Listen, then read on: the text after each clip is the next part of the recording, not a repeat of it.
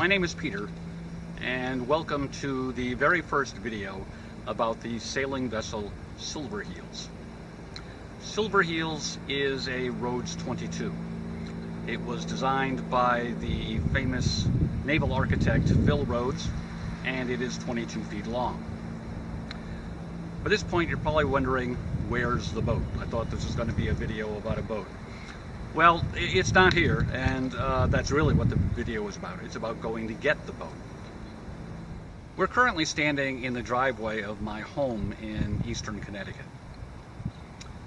This summer, the boat's going to live on a mooring in a marina in Groton, Connecticut. The boat is currently at the General Boats factory in Edenton, North Carolina. Now, one of the reasons I chose to buy the Rhodes 22 is that it's easily trailerable. Tomorrow, my wife and I are going to drive down to Edenton. The following day, we'll spend some time getting familiar with the boat, and then we'll spend the next 2 days bringing the boat back to Connecticut using a longer, more inland route. And hopefully you'll get to see parts of all that. But that finally brings me around to the subject of the rental vehicle behind me, the U-Haul. That's what we're going to use to tow the boat home. And the question you may be asking yourself is, why would a person who chose a boat specifically for its trailerability not have a vehicle that he can use to tow it? It's a good question.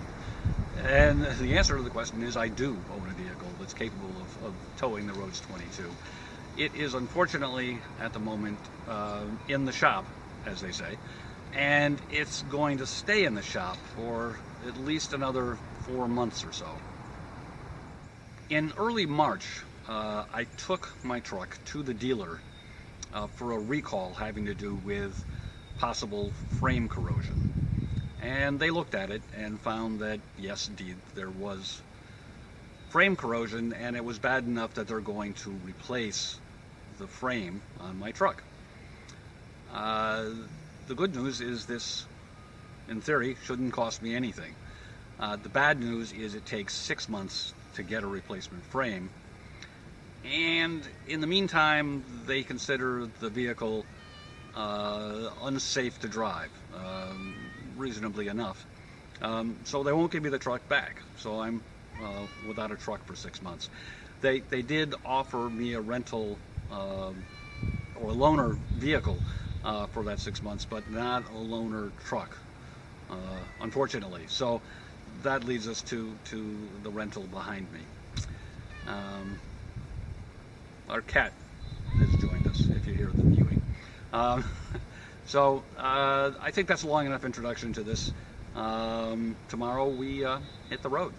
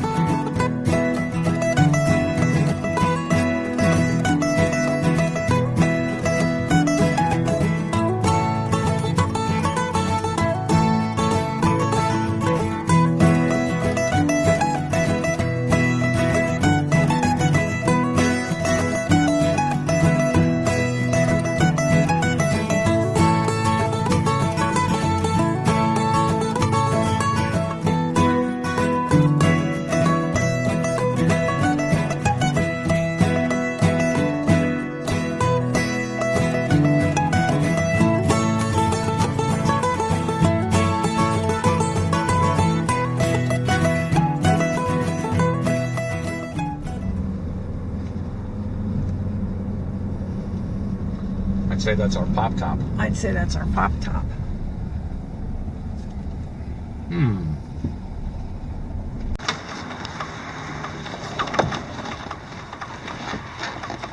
stretch out all the time your fingers. Yeah. The same way when you lift it up, do your hand here.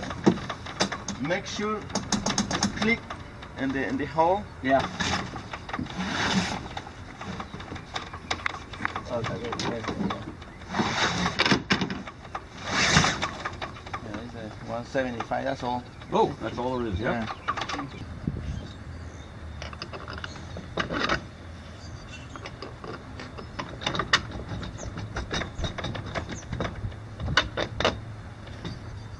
And the other thing, if you thinking it's hard for you to take the O-rings and that kind of pins, you can buy a quick pin.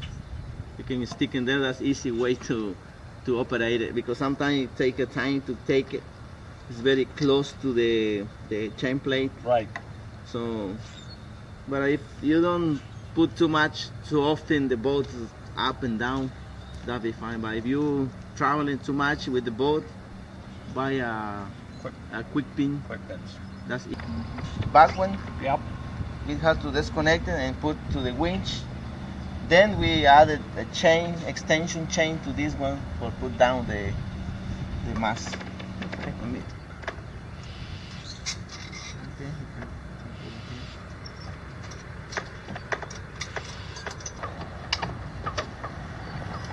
Uh-oh.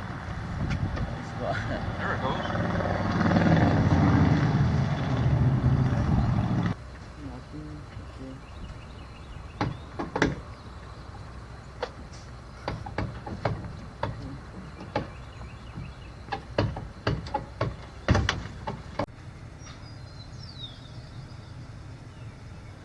Try if you can pull the whole thing.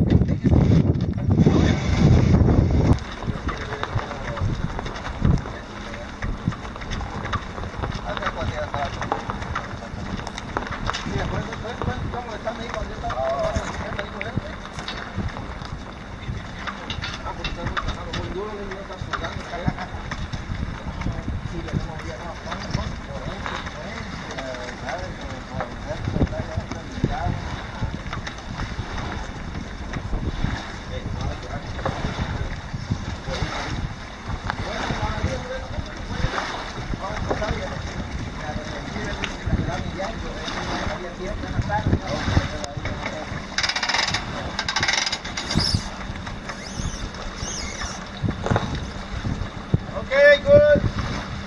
Sometimes when the guys wash the boat, sometimes coming and go to the bilge. Right. So just don't worry about put a bilge pump. Don't need it. Just if you see water, find a sponge and dry. That's all you have to do. Okay. And then you can lift it up the engine.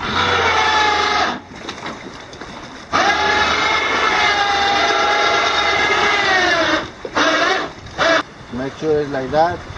When it's like that, Yep. it's very easy to put the boat in the water. Okay. Súbelo.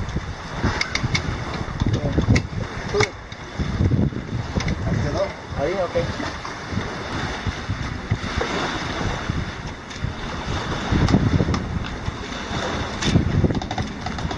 ¿Listo? Ahí está.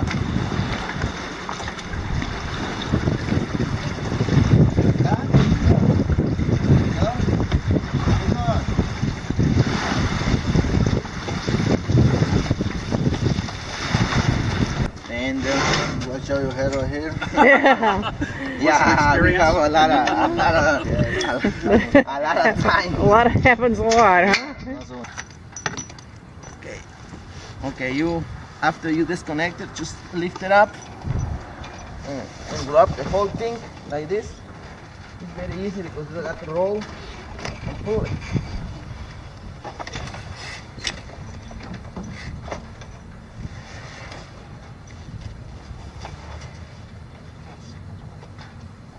Servo tight one from here to the center and another from the mast step to the other tight there. That's the bring the pressure a little bit to the deck. That's not moving that way. Yeah.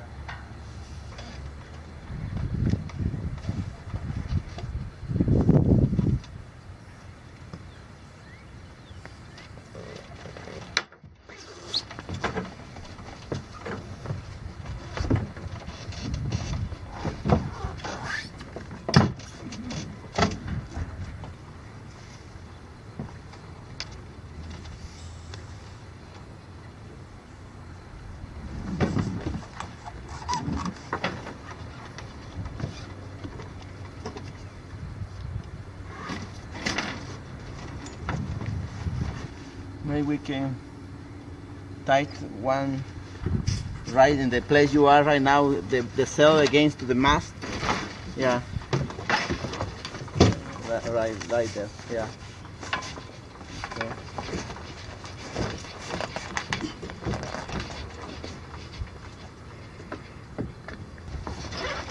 Got a lot of wires.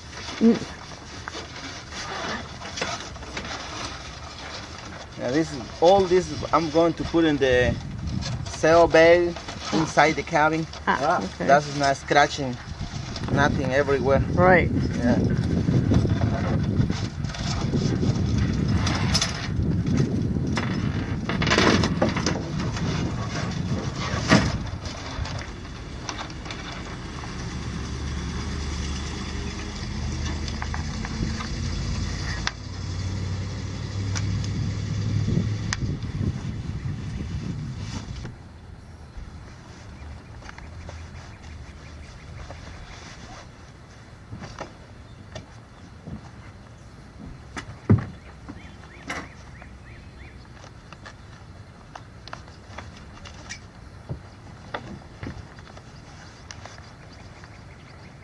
You're not scratching nothing. Right. So also, if the water is rain, is going to the bag. Is that the water is not going all the way from there.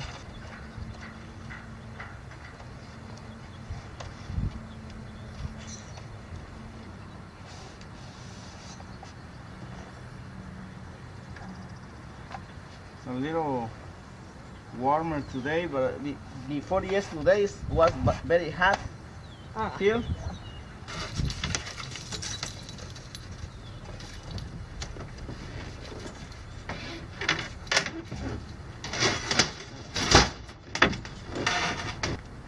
Sure doesn't hit our boat there.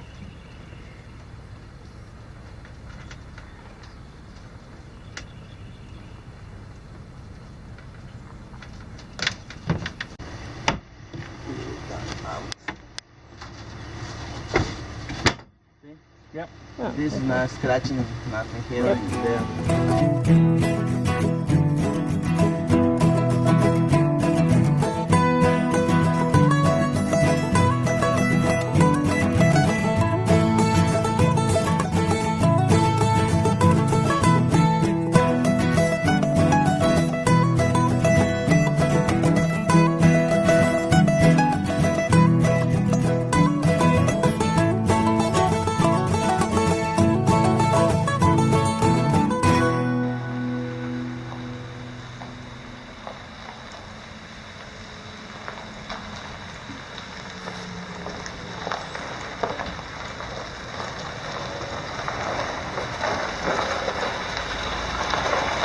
And so we've made it back to Connecticut safe and sound, both us and the boat, I'm happy to say. Sorry we kind of fell down on the job of taking a lot of video for the trip home. We did choose to avoid major cities and the New York City area coming back, so we took an inland route, basically 95 to Richmond, 64 west to 81, and 81 north to 84, and 84 goes within a few miles of my house. So not many roads involved, easy to not get lost.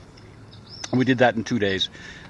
Spent the night last night in Hagerstown, Maryland, about halfway. So the trailer behaved very well. Above 65, sometimes there would be a little bit of fishtailing, but nothing that was ever very scary, really. Well, that's about it, I think, for this particular episode. You're, of course, probably more interested in the boat itself, and so we'll do something, a tour of the new boat, and that might be even more than one video. So, thanks for watching.